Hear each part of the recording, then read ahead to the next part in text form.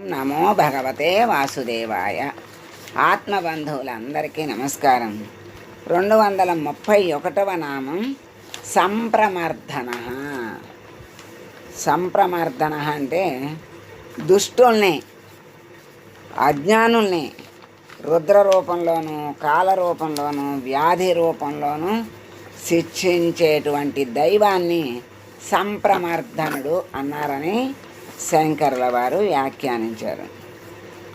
అంటే ఇప్పుడు దుష్టుల్ని, అజ్ఞానుల్ని రుద్ర రూపంలో అంటే ఆయన యొక్క ఉగ్ర స్వరూపంతో, తర్వాత కాల రూపంలో, కాలానికి ఎవరు అతీతులు కారు కనుక కాల రూపంలోనూ వాళ్ళని శిక్షిస్తాడు. తర్వాత వ్యాధి రూపంలో, అందుకే వ్యాధి అనేది ఎంత పెద్ద పాపం చేసుకుంటే వస్తుందో మనకి దీనివల్ల అర్థమవుతుంది. అంటే భగవంతుని శిక్ష పాపానికి శిక్ష.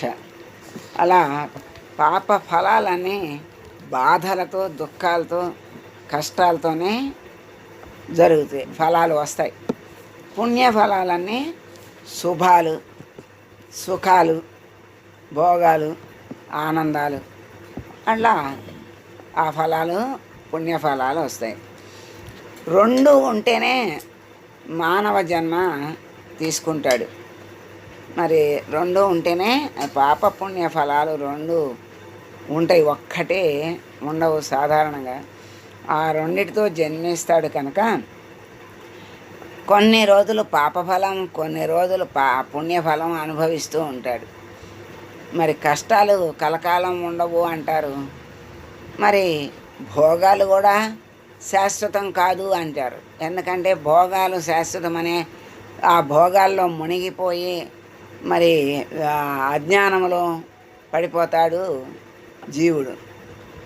అప్పుడు మళ్ళీ ఈ శిక్షల రూపంలో మళ్ళీ భగవంతుణ్ణి స్మరించేటువంటి అవకాశం ఈ రకంగా ఇస్తాడు భగవంతుడు. అట్లా భగవంతుడు ఆ పాపాలని అలా వ్యాధి రూపంలోనూ, కాల రూపంలోనూ శిక్షిస్తూ ఉంటాడని ఆయన్ని సంప్రమర్దనుడు అన్నారని శంకరుల వారు వ్యాఖ్యానించారు. మరి ఈ బాధలు కలిగినప్పుడు భగవంతుని ఆశ్రయిస్తారు జీవుడు. భగవంతుని ఆశ్రయించి ఆయన్ని ఆరాధిస్తారు. ఆ విధంగా ఆ అజ్ఞానాన్ని తొలగించి జ్ఞానాన్ని కలుగజేసి భగవంతుడు అనుగ్రహాన్ని కలుగజేస్తాడు. మరి అజ్ఞానాన్ని అంతమొందిస్తాడు అని అమృతత్వాన్ని ప్రసాదించేటువంటి అమృతమూర్తి పరమాత్మ. అటువంటి పరమాత్మను బాగున్నప్పుడు కూడా మరి అందుకే కుంతీదేవిని వరం కోరుకోమంటే నాకెప్పుడు కష్టాలు ఉండేటట్టు వరాన్ని ప్రసాదించమని కృష్ణుడిని అడిగితే, అదేంటి అత్త అట్లా కోరుకున్నావంటే, కష్టాల్లో నువ్వు అండగా ఉంటావు, నిన్నే తలుచుకుంటాను, సుఖాలు వస్తే నేను ఎక్కడ మర్చిపోతాను అని కష్టాల్ని కోరుకున్నాను కృష్ణ అంటుంది. అంటే కష్టాల్లోనే భగవంతుణ్ణి తలవాలి, సుఖాల్లో తలవకూడదు అని ఎక్కడా లేదు. సుఖాల్లో కూడా ఎంత సుఖం ఇచ్చావు, ఎంత ఆనందంగా బ్రతుకుతున్నాము, నిన్ను స్మరించే సమయం మరి సుఖాలు భోగాలు ఉన్నప్పుడు ఎంతో సమయం ఉంటుంది. ఆ మనస్సును కూడా భగవంతుని వైపు త్రిప్పి ఆ భగవంతుని స్మరిస్తూ ఉంటే ఆ పుణ్యఫలం తరిగిపోకుండా మళ్ళా అది మరి సుఖాలు అనుభవిస్తుంటే పుణ్యఫలం అయిపోతుంది కదా. మరి అయిపోతే భోగాలు అయిపోతాయి, అప్పుడు కష్టాలు అనుభవించడం.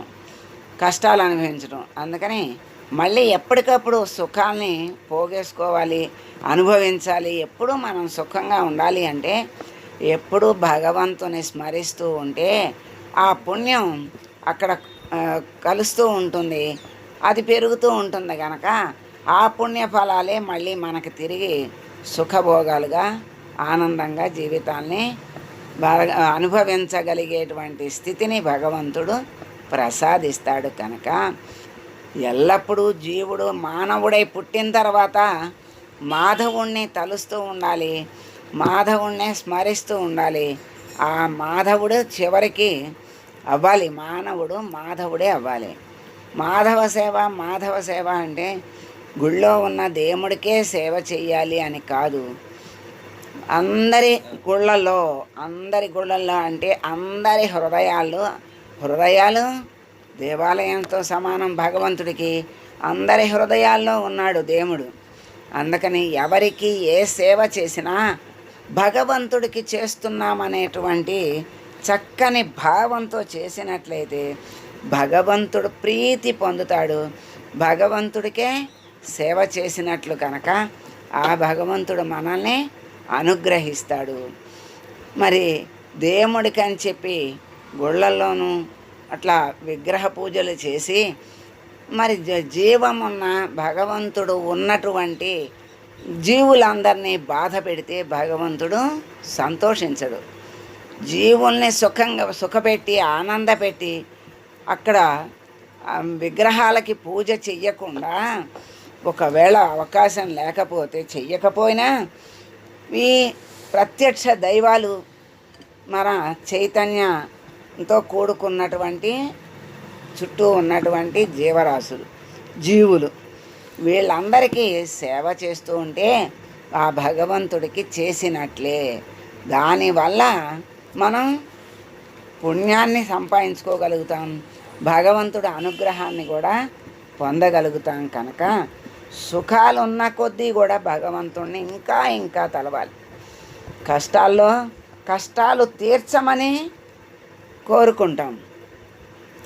మరి ఆ కష్టాలు తీర్చాలన్నా ఆయనే కావాలి, మళ్ళీ సుఖాలు ఇవ్వాలన్నా ఆయన అనుగ్రహమే కావాలి. కనుక మనము భగవంతుని ఆశ్రయించి ఉండాలి ఎప్పుడు. అప్పుడు చేసిన పాప ఫలంగా కష్టం వస్తే ఆయన అనుగ్రహం ఉంటే మళ్ళా ఆయన ఎన్నో మహత్తులు చూపిస్తాడు. ఆ కష్టం నుండి తేలిగ్గా గట్టెక్కిస్తాడు. అలా గట్టెక్కినవి మంచివి మనం గ్రహించలేకపోతే, మరి మనం భగవంతుని లీలలను తెలుసుకోలేకపోతే, అజ్ఞానంలో ఉంటే అవన్నీ తెలుసుకోలేము. ఉన్న మంచిని గ్రహించకుండా చెడునే గ్రహిస్తే అదే పెద్ద గొప్ప అజ్ఞానం. ఎందుకంటే మనకి భగవంతుడు ఎన్నో ఇచ్చాడు, అవన్నీ లెక్క పెట్టుకోవటానికి వీలు కానని ఇచ్చాడు. ఎందుకని మన శరీరంలో ఎన్నో ఇంద్రియాలు పైకి కనపడి కొన్ని అయితే లోపల కనపడని గొప్ప యంత్రాన్ని పెట్టాడు.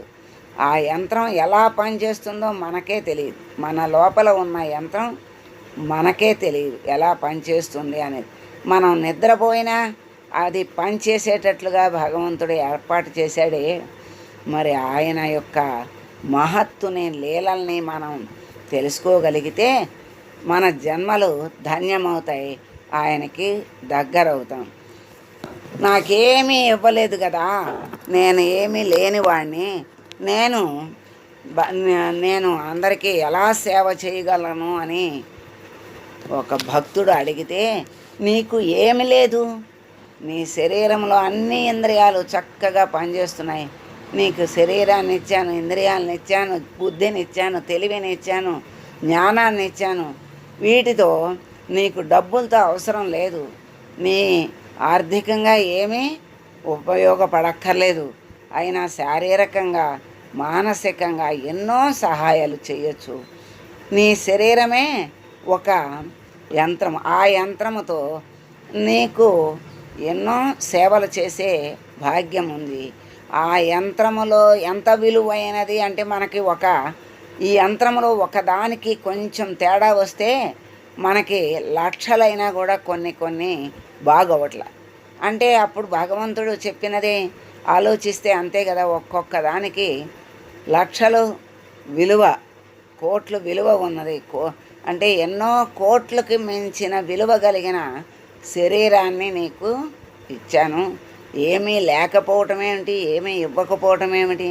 నీ శరీరాన్ని ఉపయోగించు, నీ బుద్ధిని మనస్సుని ఉపయోగించు, అందరికీ సహాయపడు.